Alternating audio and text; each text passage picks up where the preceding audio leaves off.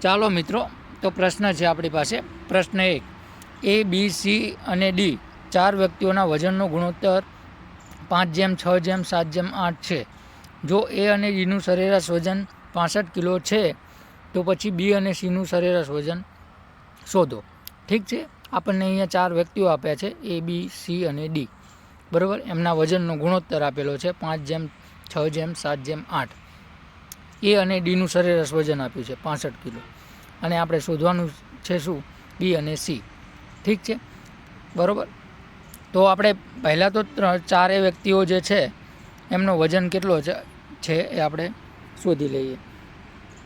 ઠીક છે, તો અહીંયા વ્યક્તિઓ આપ્યા છે A, B, C અને D. એમનો ગુણોત્તર કેટલો આપેલો છે? 5, 6, 7 ને 8. 5:6:7:8. ઠીક છે, A અને Dનું સરેરાશ વજન 65 કિલો છે. ઠીક છે, તો સરેરાશ વજન 65 કિલો છે A અને Dનું. તો A અને Dનું વજનનો સરવાળો કેટલો થશે? 65 + 65 એટલે 130 થશે. 130 થશે. ઠીક છે, 130 વજન થશે. 130 થશે. ઠીક છે, તો અહીંયા રેશિયોમાં A અને D કેટલા આપે છે? 5 અને 8. 8 ને 5 13. 130 બરાબર 13. ઠીક છે, રેશિયોમાં 8 અને 5 અને 8 આપેલો છે ને A અને D.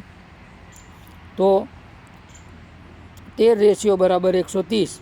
તો 1 રેશિયો બરાબર કેટલું થશે? 1 રેશિયો બરાબર 10 થશે. 1 રેશિયો બરાબર 10 થશે.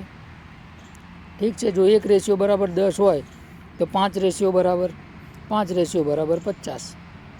6 રેશિયો બરાબર 60. 7 રેશિયો બરાબર 1 મિનિટ હો મિત્રો, 6 રેશિયો બરાબર 60 થશે. 7 રેશિયો બરાબર 70. 8 રેશિયો બરાબર 80. ઠીક છે, આ A, B, C, Dના આપણને વજન મળી ગયા. હવે A, B, C, Dના આપણને વજન મળી ગયા, તો આની ઉપરથી એવા ગમે તે પ્રશ્ન આપણને પૂછે તો આપણને પ્રશ્નનો જવાબ આસાનીથી મળી જાય. ઠીક છે, આપણને શું પૂછ્યું છે? B અને Cનું સરેરાશ વજન કેટલું હશે? ઠીક છે, પૂછ્યું છે આપણને B અને Cનું સરેરાશ વજન. તો B અને Cનું સરેરાશ વજન કેટલું થશે? 60 + 70 ભાગ્યા 2. 130 ભાગ્યા 2. 130 ભાગ્યા 2 એટલે 65 થશે ને? 65 કિલોગ્રામ.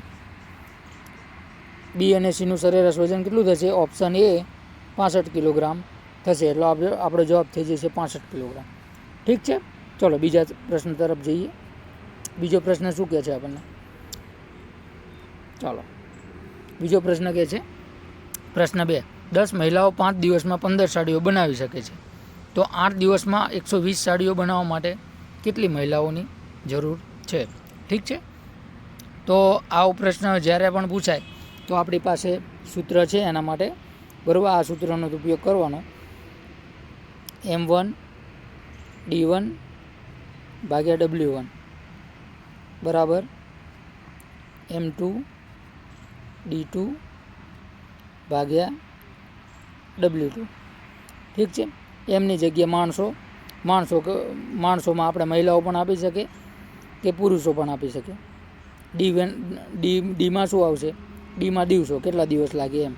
અને W1 જે કામ કર્યું હોય એ, કે આટલું કામ કર્યું, બરાબર, આટલી સાડીઓ બનાવી, કે પછી આટલું વેચાણ કર્યું, કે કોઈ પણ હોઈ શકે. ઠીક છે, એટલે W1ની જગ્યાએ જે કામ કર્યું હોય એ આપણું આવશે.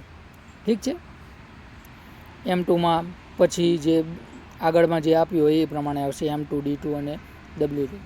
ઠીક છે, તો M1ની જગ્યાએ શું છે? કેટલી 10 મહિલાઓ આપી છે. ઠીક છે, 10 મહિલાઓ. D1 કેટલા દિવસ? 5 દિવસમાં કેટલી સાડીઓ બનાવે છે? 15 સાડીઓ બનાવે છે. બરાબર, M2 શોધવાનું છે આપણે, મહિલાઓ શોધવાની છે. ઠીક છે, અને કેટલા દિવસમાં? 8 દિવસમાં. અને સાડીઓ કેટલી બનાવે છે? 120. ઠીક છે, તો 120માં 15થી ભાગ ચાલી જશે. 15 8 ને 120, ઠીક છે. 8 થી 8 કેન્સલ થઈ જશે. શું બચ્યું આપણે M2ની સામે?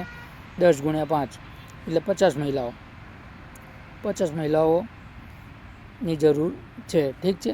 8 દિવસમાં 120 સાડીઓ બનાવવા માટે 50 મહિલાઓની જરૂર છે. ઓપ્શન ડી 50 મહિલાઓ એ જવાબ આવશે. કદાચ આ કેલ્ક્યુલેશનમાં કોઈને ખબર ના પડી હોય તો એ કેલ્ક્યુલેશન હું ફરીવાર સરળ રીતે કરી દઉં છું, ઠીક છે. ચલો એ સરળ રીતે આપણે કેલ્ક્યુલેશન કરી લઈએ. પહેલાં શું આપ્યું છે આપણને? 10 મહિલાઓ. 10 મહિલાઓ 5 દિવસમાં 15 સાડીઓ બનાવે છે, ઠીક છે. તો અહીંયા M2 શોધવાના છે. 8 દિવસ આપ્યા છે અને 120 સાડીઓ બનાવે છે, ઠીક છે. તો આ 120 જે છે એ અહીંયા સામે આવશે. 10 ગુણ્યા 5 ગુણ્યા 120 થઈ જશે, ઠીક છે. આ 120 અહીંયા ઉપર સામે જતા રહેશે, ઠીક છે. અને આ જે 8 છે અહીંયા નીચે આવી જશે, ઠીક છે. એટલે આપણે M2 મળી જશે. અહીંયા ખાલી M2 જ બચશે. આ જે M2 જોડે 8 છે અહીંયા નીચે આવી જશે 15 જોડે, અને 120 જે છે 10 ગુણ્યા 5 જોડે ગુણાકારમાં જતા રહેશે, ઠીક છે. એટલે આપણે પાસે શું બચશે? 10 ગુણ્યા 5 ગુણ્યા 120 ભાગ્યા 15 ગુણ્યા 8, બરાબર. 15 ગુણ્યા 8, ઠીક છે. 120માં 15થી ભાગ ચાલી જશે. 15 8 120, ઠીક છે. 8 થી 8 જતા રહેશે. બચ્યું શું? 10 ગુણ્યા 5. તો 50 મહિલાઓની જરૂર છે, ઠીક છે. ઓપ્શન ડી આપણો જવાબ થઈ જશે.